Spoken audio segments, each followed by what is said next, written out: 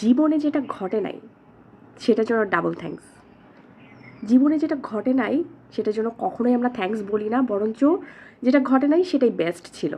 এই চিন্তাভাবনাটা কিন্তু আমাদের সবার, মোটামুটি সবার।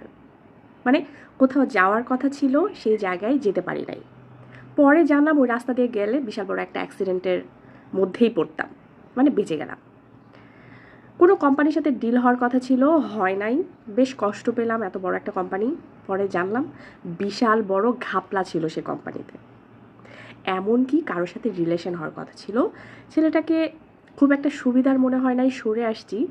পরে জানলাম ওই অল্প একটুতে বেঁচে গিয়েছি, মানে তার থেকেও বড় ঝামেলা ছিল ছেলেটার মধ্যে, বেঁচে গেলাম।